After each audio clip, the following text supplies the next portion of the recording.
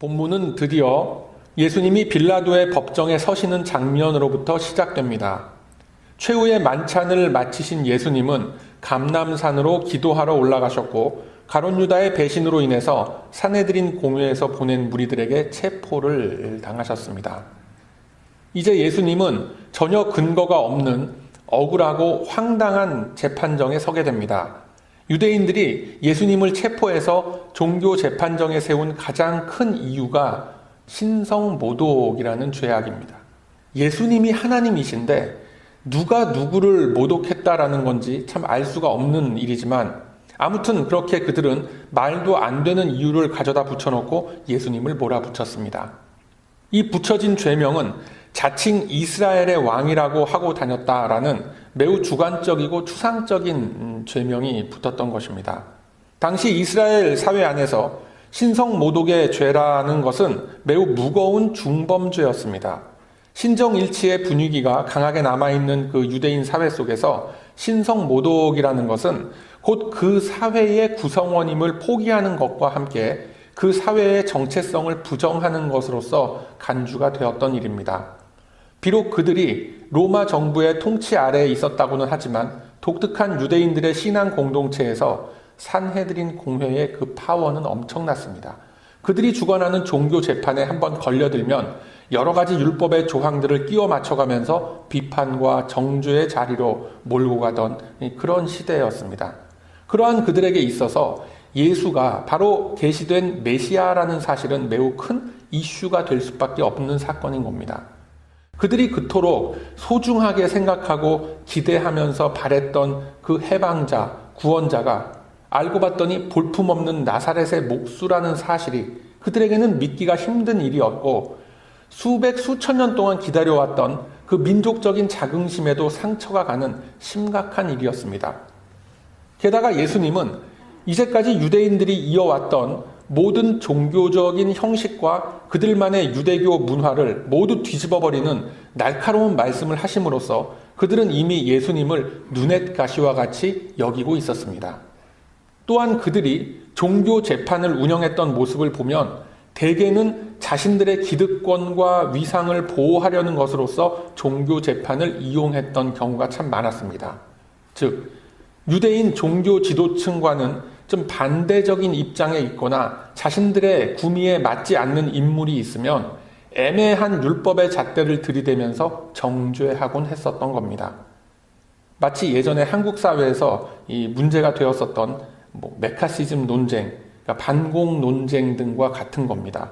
이 만만한 대상자에게 빨갱이라고 한번 누명을 딱 씌워놓으면은 그 피해자 쪽에서는 쉽게 벗어나기가 힘들고 그 가해자 쪽에서는 두고두고 그것을 이용해 먹을 수 있는 큰 무기가 되었던 것과 비슷한 이치인 것입니다.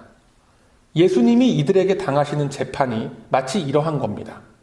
이미 예수님께서는 자신의 존재와 함께 그가 맡으신 구원 사역에 대해서 구약의 예언이 다 자신으로 성취되었음을 설명해 주셨고 이를 드러내기 위해서 여러 가지 기적과 이사들을 보여주셨습니다. 이로써 믿지 못하는 자들에게 증거로 삼아주셨고 유대인들의 의심이 오죽 심했으면 나중에 사도 바울이 고린도전서 1장 22절에서 증거하기를 유대인은 표적을 구하고 헬라인은 지혜를 찾으나 우리는 뭐를 전한다고 그랬죠? 십자가에 못 박힌 그리스도를 전하니 유대인에게는 이 십자가가 거리끼는 것이고 이방인에게는 미련한 것으로 여겨졌다라고 했을 만큼 그들은 예수님에게 철저한 검증을 요구했었습니다. 예수님은 공생의 내내 십자가의 희생으로 인한 영혼의 구원에 대해서 말씀을 하셨는데 그걸 놓고 거리끼는 것이라고 하고 미련한 것이라고 하니까 사실상 예수님은 유대교 지도자들과는 도저히 함께 할 수 없는 평행선을 달리고 계셨던 겁니다. 그리고 그러한 요구가 있을 때마다 예수님은 말씀으로써 또는 여러 가지 기적들을 일으켜 주심으로써 그들의 의심을 잠재우곤 했던 여러 사건들이 있었습니다. 자, 그럼에도 불구하고 바리새인들과 서기관들이 공생의 내내 예수님을 뒤쫓아다니면서 표적을 보여달라고 했던 사실은 복음서 곳곳에 기록이 되어져 있기도 합니다. 그때마다 예수님은 말씀하시길 이 악하고 음란한 세대가 표적을 요구하지만 선지자 요나의 표적밖에는 보일 표적이 없다라고 하시면서 이들의 시험과 이들의 무례함을 물리치시곤 했었습니다. 즉 예수님은 악의적으로 접근해 들어오는 자들의 불신앙과 무례함에 대해서 더 이상 상대하지 않으셨습니다. 그처럼 의연하게 대처하시는 예수님을 보고 당시에 가룟 유다가 속해 있던 열심당이나 바리새파 사람들과 서기관들이나 모두들 예수님에 대한 자신들의 기대치가 어긋난 것에 대해서 그들은 분노했고 예수님을 이 엉터리 재판정에 세우는 자리까지 다 힘을 합쳤던 것입니다. 즉 자신들의 기대와 요구가 이루어지지 않을 것이다라는 것에 생각이 딱 다다르게 되자 예수님을 배신한 가룟 유다 계열의 사람들과 자신들의 기득권이 침해당할 것을 우려해서 예수님을 눈의 가시처럼 여겼던 바리새인들 사이에 서로의 이해관계가 딱 맞아떨어지게 되었던 것입니다. 이제 그들은 주저없이 예수님을 사형시키기 위해서 빌라도 총독 앞에 예수님을 끌고 갔습니다. 빌라도 앞에까지 나온 이들은 어떻게 해서든지 간에 예수님을 처형시키기 위해서 있지도 않은 죄목을 마구 가져다 붙여놓습니다. 본문 2절의 말씀을 보면 백성을 미혹했다라고 하고 로마 황제에게 세금 내는 것에 대해서 반대하는 선동을 했다라고 합니다. 이 둘 다 거짓말이죠. 예수님은 가이사에게 세금 내는 것을 당연하다라고 말씀을 하셨고 그가 주창한 하나님의 나라라는 것은 이 세상의 세속 정부와는 아무런 상관이 없는 영적인 영역의 나라였던 것입니다. 이러한 사정을 다 알고 있는 빌라도는 본문 4절의 말씀과 같이 예수님에게는 죄가 없다라고 선언을 합니다. 요즘 말로 영장 기각을 시켜버린 거죠. 그럼에도 불구하고 유대인들은 벌떼같이 들고 일어나서 예수님을 모함하고 또 처형해야 한다라고 주장을 합니다. 요즘 말로 표현을 하면 이 국가 체제의 불순한 의도를 가지고 국가 전복을 꾀했다, 내란을 선동했다라는 것입니다. 이에 빌라도는 이 사건이 중앙정부와 관련된 일이 아닌 유대사회 내부의 문제다라고 판단을 합니다. 그래서 일단 자신이 복잡하게 이 유대사회의 일에 말려 들어가는 것보다는 예수님이 활동하시던 관할 지역의 그 헤롯 왕에게 넘기기로 합니다. 여기에 등장하는 이 헤롯 왕은 세례 요한을 참수했던 인물입니다. 헤롯은 예수님을 보면서 여러 가지 궁금함과 호기심이 올라왔습니다. 8절 이하에 보면 예수님에 대해서 소문이 나기를 헤롯이 죽인 그 세례 요한이 부활을 했는데 그게 바로 예수다라는 그런 루머가 그 당시에 떠돌아다니기도 했었습니다. 뿐만 아니라 예수님이 일으키신 여러 가지 이적들의 소문을 들었기 때문에 자기 눈앞에서 어떠한 신비로운 일들이나 어떤 기적과 같은 일들을 보여줄 것을 기대했었습니다. 그러나 예수님은 아무 말도 하지 않으셨습니다.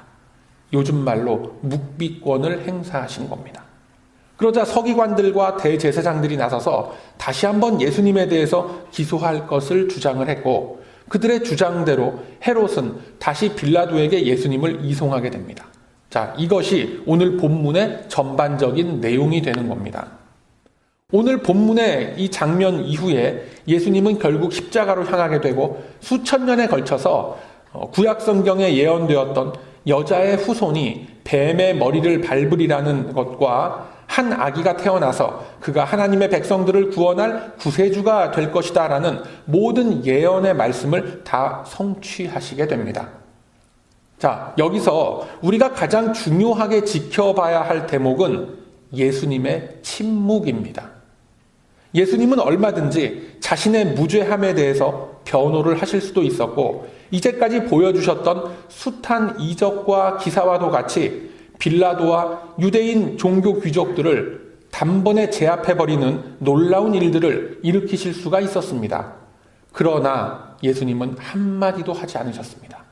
그리고 정식적인 절차와 과정을 모두 뛰어넘어버린 이 초법적인 엉터리 재판을 당하면서 그냥 침묵으로 일관하셨던 겁니다.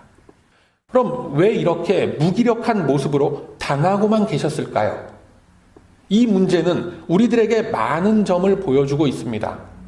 우선 영적인 대화가 통하지 않는 상대방에게 굳이 논리와 이성적인 방법으로 설득하지 않으시는 그 모습을 보여주고 계신 겁니다.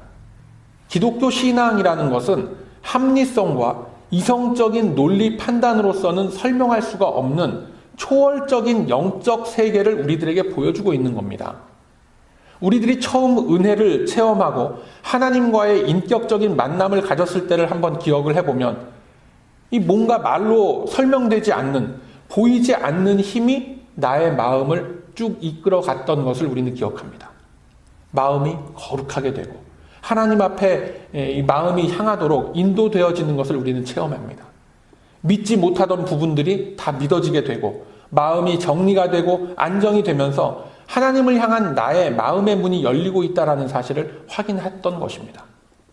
지금 예수님 앞에서 죄를 따지고 어떻게든 법정에 기소를 하기 위해서 달려든 사람들은 영적인 측면에서 보면 눈이 멀어 있고 다 죽어 있는 사람들인 것입니다. 그들이 옳다 그르다의 문제가 아니라 전혀 다른 영적인 공간에 속해 있는 사람들이기 때문에 예수님의 언어를 이해하지 못하고 받아들이지 못하는 것입니다. 산 사람이 어떻게 죽은 사람하고 대화를 할 수가 있겠습니까? 남아프리카에 사는 사람과 이 극동아시아에 살고 있는 사람이 어떻게 대화가 통하겠습니까? 전혀 다른 대륙에 발을 딛고 사는데 말이 잘 통한다면 그게 더 이상한 거죠. 이미 예수님은 숱한 말씀과 가르침을 통해서 자신의 메시아 되심과 하나님의 중보자 되심을 이들에게 전파하셨습니다. 그러나 그들은 그러한 예수님의 말씀 앞에 전혀 반응하지 않았고 오직 자신들의 필요와 자신들이 가지고 있던 명분 앞에서 예수님을 받아들이려고 하지 않았던 겁니다. 그러한 사람들 앞에서 예수님은 더 이상 구차한 변명이나 변호를 할 필요를 느끼지 않으시는 겁니다. 마태복음 7장 6절 이하의 말씀을 보면 이렇게 기록이 되어져 있습니다. 거룩한 것을 개에게 주지 말며 너희 진주를 돼지 앞에 던지지 말라. 저희가 그것을 발로 밟고 돌이켜서 너희를 찢어 상할까 하노라 라고 말씀합니다.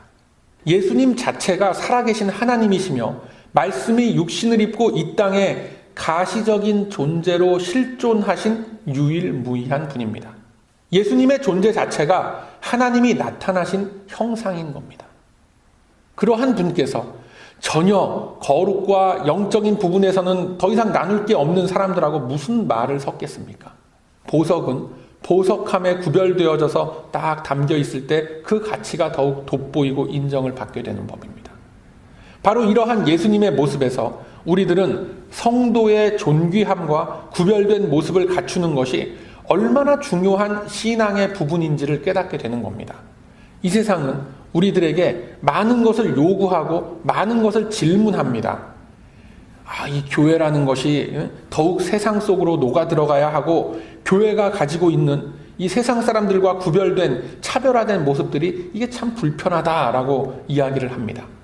또한 누구나 다 공감하고 누구나 쉽게 다가설 수 있는 곳이 교회이어야 한다라고 주장들을 합니다.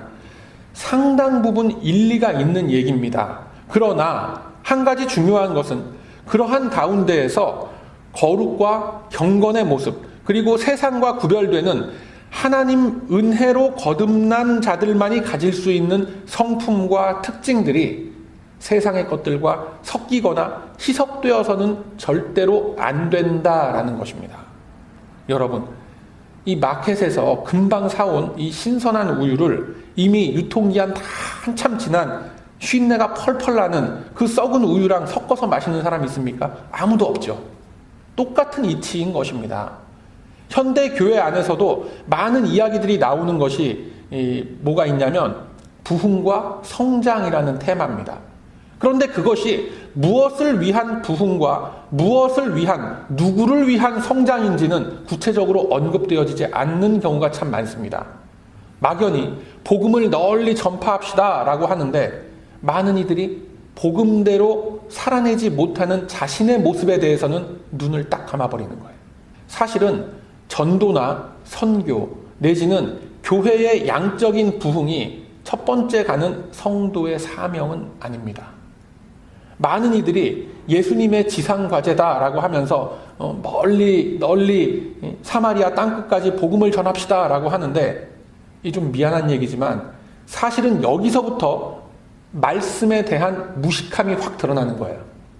요한복음 6장 22절 이하의 말씀을 보면 예수님과 제자들의 대화가 등장합니다. 제자들이 예수님에게 질문을 하기를 하나님의 일을 한다는 것이 도대체 뭡니까? 라고 물어봅니다. 그러자 예수님이 대답하시기를 하나님께서 보내신 일을 믿는 것이 하나님의 일이니라 라고 대답을 하십니다. 즉 예수님을 믿는 것 자체가 하나님의 일을 하는 겁니다. 그러면 믿음이 도대체 뭡니까? 믿음이라는 것이 뭡니까? 믿음이라는 것은 내가 믿고 싶어서 믿는다고 해서 그냥 쉽게 믿음이 쑥쑥 자라나는 것이 아닙니다. 부르심을 받은 한 영혼이 계속해서 주님의 은혜 안에 있을 때 그 안에서 그 믿음이라는 것이 점점 자라나게 되는 겁니다. 기독교 신앙에서 말하는 아는 것과 믿는 것은 매우 다른 개념의 테마라는 것을 성경은 이미 여러 부분에서 우리들에게 증거하고 있습니다. 믿음이라는 것은 영적인 차원의 개념입니다. 물론 지식이 많이 쌓이고 자신의 생각이 그 지식들이 인도하는 방향으로 향할 수는 있어도 그것을 놓고 믿음이라고 하진 않습니다. 예수님을 믿는다라는 것은 예수 그리스도로 인해서 나에게 새롭게 주어진 이 인생을 살아가면서 말씀의 인도를 의지하고 순종하면서 사는 이 삶의 모습을 놓고 믿는다라고 하는 겁니다. 예수님이 숱한 바리새인들과 서기관들에게 믿음이 없는 자들이라라고 탄식을 하셨던 것은 그들이 성경 말씀에 대한 단순한 지식들은 많이 있었지만 그 말씀이 궁극적으로 의미하는 하나님께서 보내실 자, 메시아로서 이 땅에 나신 예수님에 대한 아무런 신뢰와 순종함이 없었기 때문에 그랬던 것입니다. 즉 우리 성도들의 중보자가 되시고 구원자가 되시는 예수님의 삶과 그의 말씀을 듣고 따르지 않는 속에서 그 속에서 이루어지는 모든 종교적인 행위들, 종교적인 규범들이 아무짝에 쓸모없는 울리는 꽹과리에 불과하다라는 것입니다. 다시 말해서 이 세상의 가치 판단의 기준과 딱 맞아떨어지는 것들이 하나님의 가치 기준이 적용되는 영역 안에서는 전혀 쓸모없는 것들이 되는 겁니다. 바로 그 대표적인 예가 무분별한 교회 성장이다라는 거예요. 제가 몇 차례 말씀을 나눈 바가 있지만 교회라는 것이 뭡니까? 교회는 그리스도의 몸입니다. 우리 한 사람 한 사람은 그 몸을 이루는 세포 하나하나와 같은 존재들이에요. 하나님은 그 세포들이 모여있는 몸을 들어서 사용하고 계신 겁니다. 그런데 이것이 참 신비로운 거에 세포가 많이 모였다고 해서 온전한 몸을 이루는 것이 아닙니다. 또는 세포가 크다고 해서 몸다운 몸을 이루고 또 많은 일들을 할 수 있는 것이 아닙니다. 단세포로 이루어진 몸도 있고 10개 남짓한 그런 세포로서 이루어진 몸도 있는 거예요. 또는 수천 수만 개의 세포들이 모여서 이루어진 몸도 있습니다. 문제는 그 세포 하나하나가 다 살아있는 세포냐 아니냐라는 겁니다.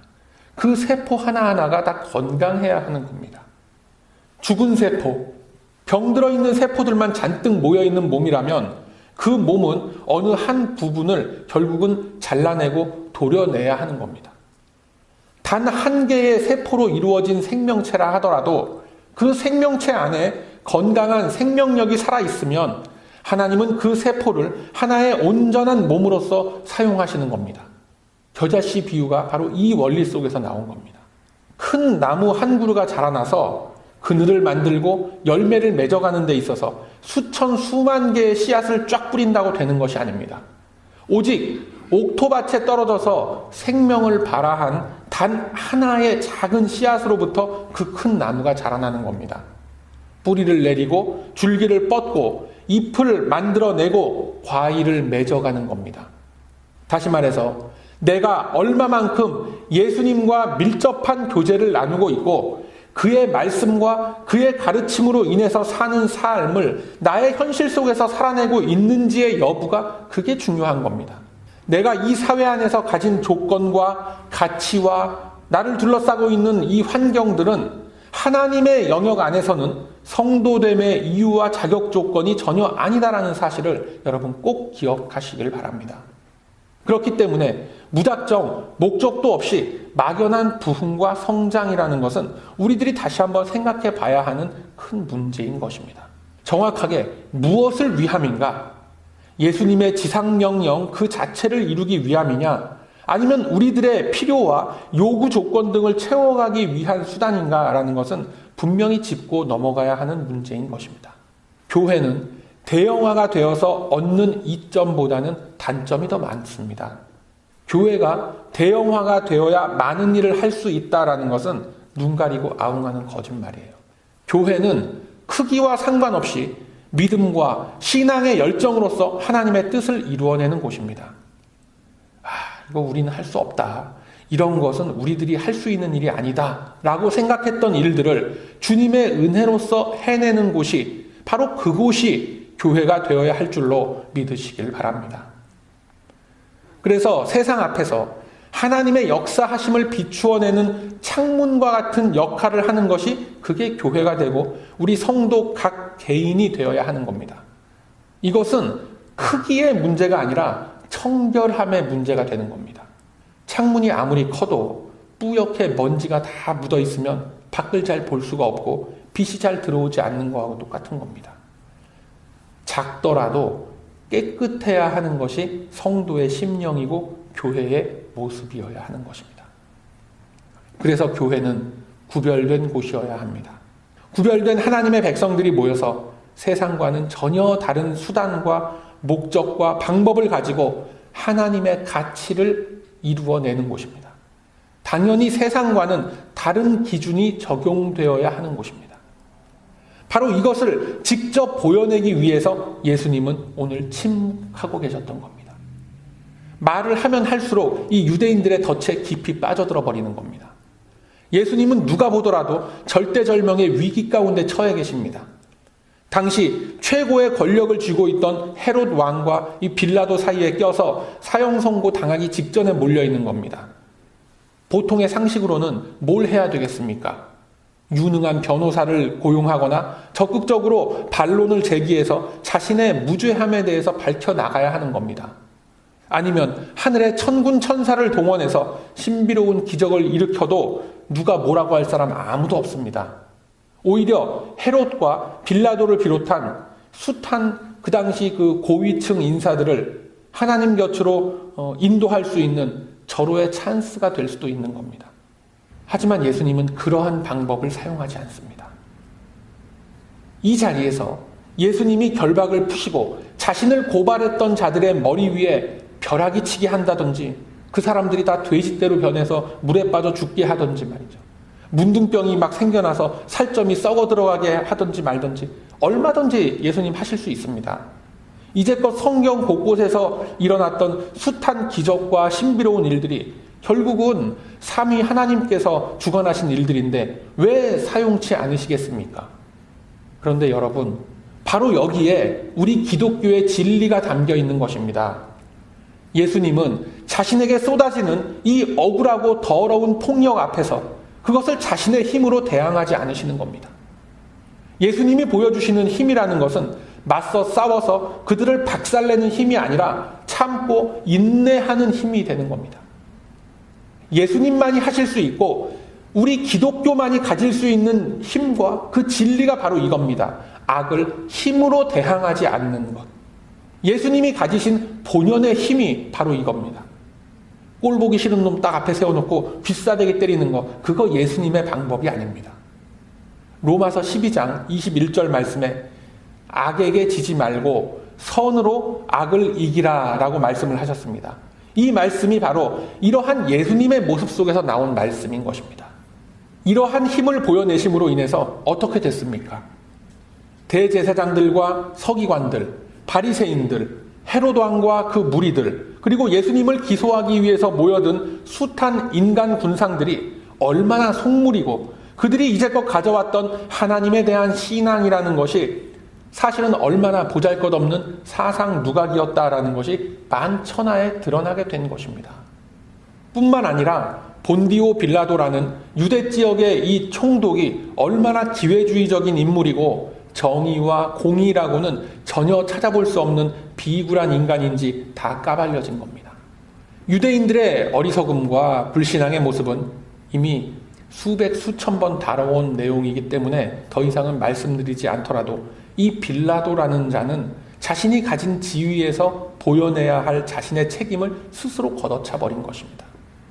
빌라도는 예수님이 무죄인 것을 알고 있었지만 헤롯과의 정치적인 타협이 필요했기 때문에 이 유대인들의 여론에 못 이기는 척하면서 예수님을 사형장으로 내몰아 버렸던 것입니다.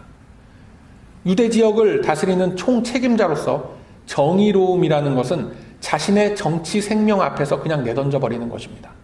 이러한 인간의 죄성은 이 시대에도 그대로 드러나고 있습니다.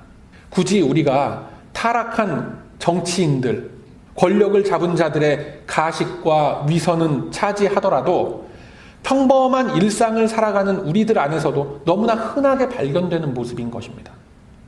돈과 명예를 지키는 것이라면 그것이 성경적인 원리에 어긋난다 하더라도 개의치 않는 모습이 이 시대 우리들의 모습인 것입니다. 모든 판단의 기준이 물질의 소유와 나의 명예와 자존심에 맞춰 있는 것입니다. 가치 판단의 그 기준이 돈이 되느냐 안 되느냐, 내가 면이 서느냐 안 서느냐, 여기에 맞춰져 있는 거예요. 십자가라는 것은 어떤 종교적인 감성의 도구 내지는 도덕과 윤리적 양심의 노스텔지어가 되어버린 것입니다. 그 이상도 그 이하도 아닌 것이 현실인 것입니다. 다른 사람이 지는 십자가는 뭐라고 합니까? 아름다운 성도의 길이 되는데 내가 지고 가야 하는 십자가는 억울한 멍해라고 생각을 한다라는 거예요. 이러한 우리들의 악하고 이중적인 모습을 보시면서 예수님이 하시는 답은 바로 침묵인 것입니다. 예수님의 침묵 뒤에 뭐가 있습니까? 이제 당신께서 친히 묵묵히 짊어지셔야만 했던 진짜 십자가가 있는 겁니다. 사랑하는 우리 베다니 가족 여러분, 오늘 본문의 장면 속에서 3번 예수님을 부인했던 베드로가 이러한 예수님이 침묵하시는 모습들 멀리서 다 지켜보고 있었습니다. 제자들 사이에서 누가 더 큰 자인가 라는 싸움이 났을 때 가장 앞장서서 그 싸움판을 벌였던 베드로지만 예수님의 이 순환 앞에서는 그저 몰래 숨어서 지켜보는 겁쟁이가 돼버린 겁니다. 그 겁쟁이 베드로가 먼 훗날 이렇게 고백을 합니다.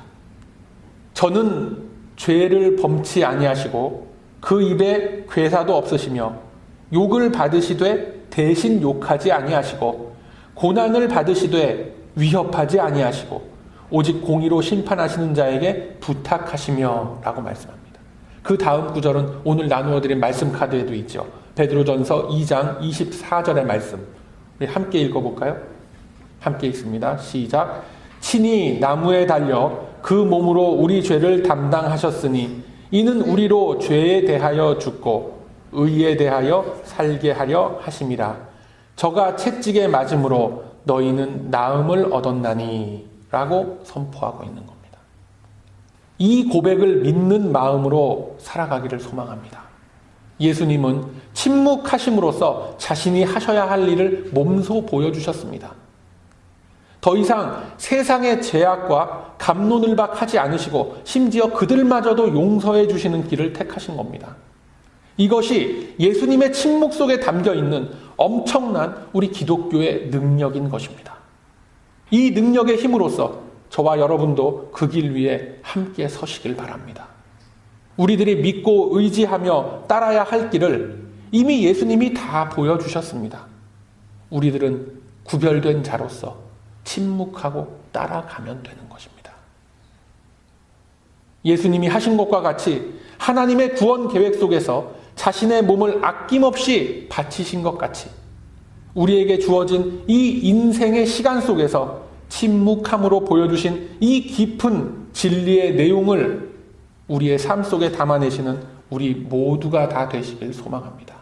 오직 주님의 말씀을 내 안에 새기고 나아가는 이 거룩한 심령들 위해 주님의 용기 주심과 격려하심의 은혜는 언제나 함께 하실 것입니다. 그러하므로 이제는 세상의 가치 질서와 유혹의 길을 벗어나서 오직 침묵함으로써 맡겨진 십자가의 소명을 완수하신 예수님의 뒤를 따라 구별된 성도의 길을 걷는 저와 여러분의 가치 있는 인생길이 다 되시길 이 아침에 주님의 이름으로 축원드립니다. 아멘.